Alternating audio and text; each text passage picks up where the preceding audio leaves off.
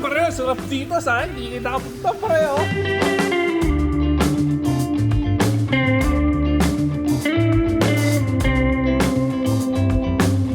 Nakagutong manglait ng mga ha? Sino bang tanga mo? Chaido, tsaka Sinday. Good morning! We are Duno Republic and we are going to Tarlac today. So, October 25. So, papunta kaming Tarlac. Kung napapansin nyo, medyo naka-formal kami. Ba-attend kami ng binyag ng aming kumpare na si Jerby Briones. Ayan. So, samahan nyo kami ngayong araw. Duno Republic goes to Tarlac.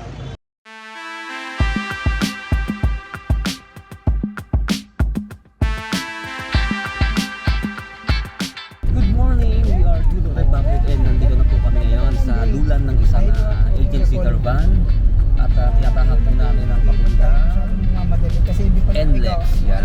Kami po ay pupunta sa Tarlac. Pare, panibagong gala na naman ng Duno Republic pero hindi lang ito basta gala dahil pinili ng ating anak ng kumpare na si Jerby. Anong masasabi mo?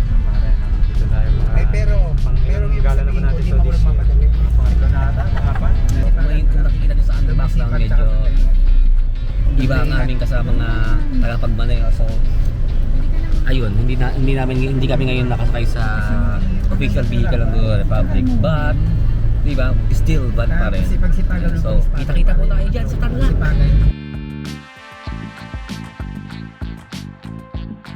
Yo, what's up mga Kadulo Republic.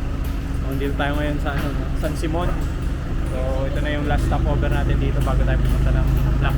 Ayun, pasensya na sa mga hindi nakasama. Sakto lang hindi na kami kasama eh. Buti na lang magkasya kahit hindi kinano. So, magko-cover pa tayo. Ano masasabi mo magko-cover pa tayo ng binyag? For kawang gawa. Eh syempre kahit pro bono yan para sa ating kumparat kaibigan niya si parang Jerby Briones sa kanyang binyagan sa anak.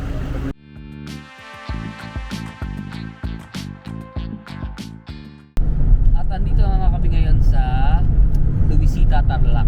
Just a few minutes away na lang, nandun na kami sa venue. At yun, magpapa-set up agad. Then, paanat.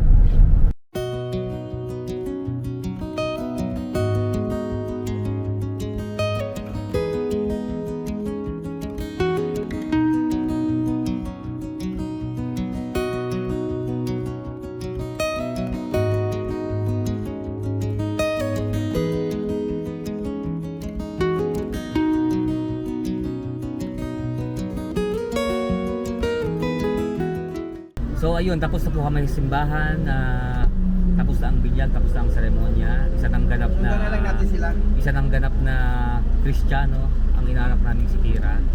No, so kumbaga lang ng mga 15 minutes lang yung seremonya, di ba? Natagalan lang kami dahil sa pag-antay kay Airpat. Kaya ngayon papunta na kami sa resort. Bukod sa kainan, swimmingan na naman to at bigo magdamagan. So tara na.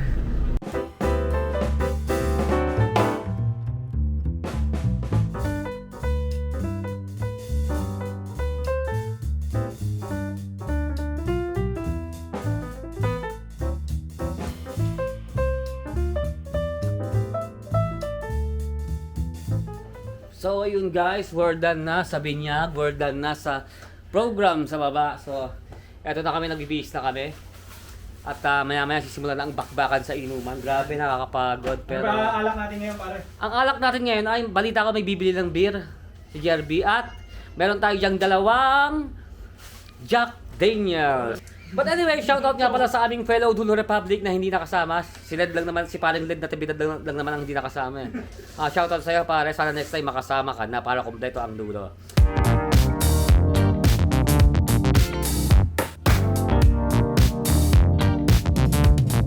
So ayun, itong venue na to napakalaki. Napakalaki na itong venue to. Pero yung swimming pool niya, medyo makintig siya. Pero maganda. Hindi yung hindi yung pool na napuntahan namin dati na sobrang heated, parang isang dipa lang. Pero ito, 1.5 na diba yung lapad at yung haba na. Diba?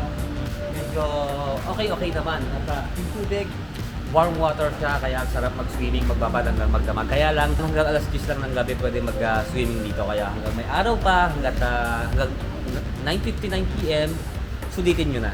Maganda dito sa lugar, di ba? Ang ganda ng kwarto, malaking kwarto, may double deck. Di Mamaya ba? i-tour namin kayo. May libreng tsinelas, di ba? At ito, nakikita nyo sa inyong screen, no? Ang laki ng kwarto. Hindi katulad sa Lacore, hindi pwedeng lakasan yung aircon. Pero yung napakalakas ng aircon.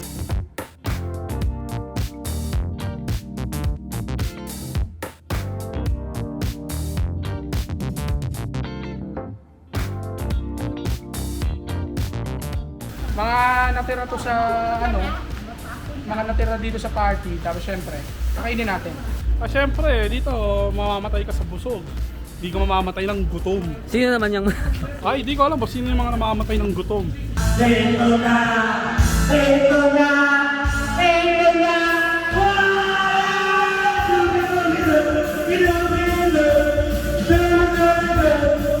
Go.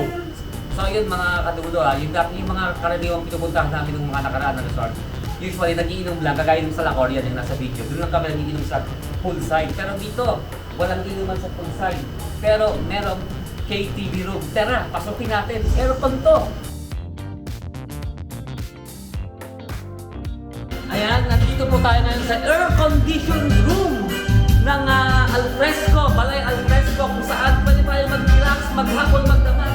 May long table, diba? May video okay, diba? May itong importante, Jack Daniels, courtesy by Gary Briones.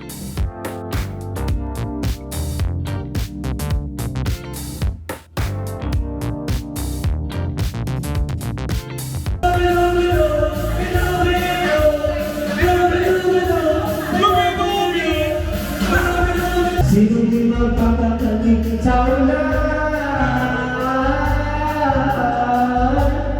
Sino di magbabagayo sa ulan?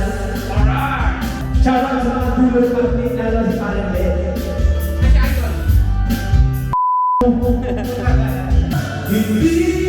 ko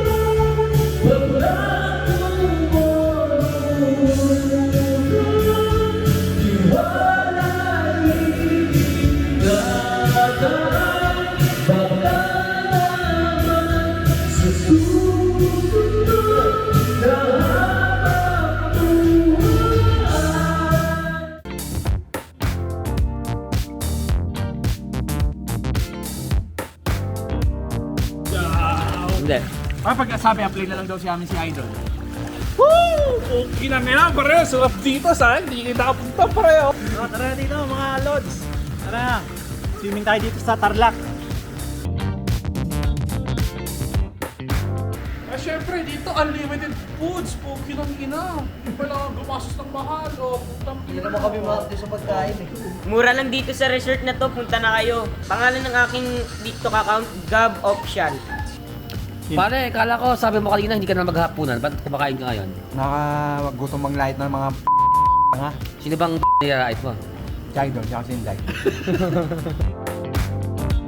Si Inday, pwede na sa Bisaya versus Tagalog. So ayun, good morning. Kakagising lang po namin. At kahit kumusta naman ang pagtulog rito. Okay naman. Malamig. Komportable. Palit. Ano naman, kung i-review ko siya, 4 out of 5. Pare, alam mo ba yung katabi ko matulog na si Robel? Hindi na pagising-gising, papatayo tayo.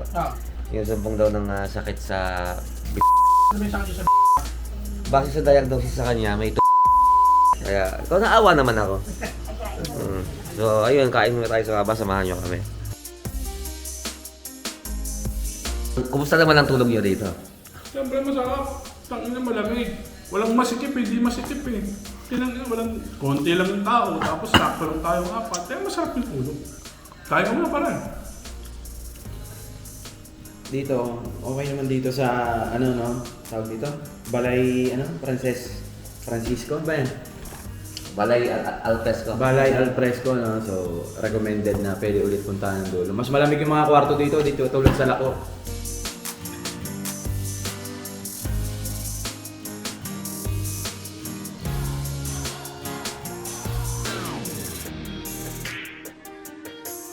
Ano bang how was the experience dun sa bago natin? Hindi ba na bago? Sa alternate driver natin. Kasi Wala si paring Mike eh. Si bagong driver, Si Wilfredo. si Boss Wilfredo. Wilfredo Okay Lim. naman eh, siyempre marami lang siyang conditionist na ayaw na sundin sa customer. Ayun lang boss, hala, susunod na booking mo, eh, ibahin mo na yung ugali mo. Kasi Ah. hindi pwedeng ikaw yung masusunod kasi nagbayad kami sa'yo. Ayun, kahapon medyo na-stress ako kasi nga medyo may pitch siya. Ayaw nang may kantong na bata. Unlike kay Boss Mike, di ba? Ang official. Mas maganda yung sasakyan pero hindi naman yun Official kaarte. Pero thankfully natuloy pa rin. And nailatid naman kayo ng maayos dito sa Tarlac pero essentially hindi na tayo uulit, no? Kaya sana Boss Mike available ka, no? Kahit hindi si Boss Mike, kahit si Boss Edgar, basta available yung van nila Boss Jow. Ito nga, sa loob ng 24 hours halos na pag-stay namin dito sa Balay Al Fresco ay masasabi natin na Well, maganda. satisfaction, tsaka ang ganda ng mga accommodation nila.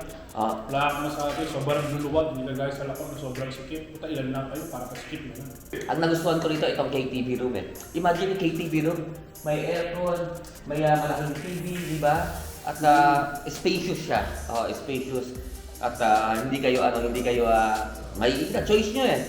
Di ba? Depende sa klima ng panahon eh. Kung mainit, pwede kayong mag-stay dito sa KTV room nila na air condition at kung sobrang tarik naman, di ba? Pwede kayong dun sa may outdoor nila. Oo, madaming pagpipilian. So, ayun lang. This has been me on the video. My name is Papa Jow at kasama sina Colin Richard at Bevel. See you again on our next vlog, Dulo Republic on Tour. Until then, and you go far.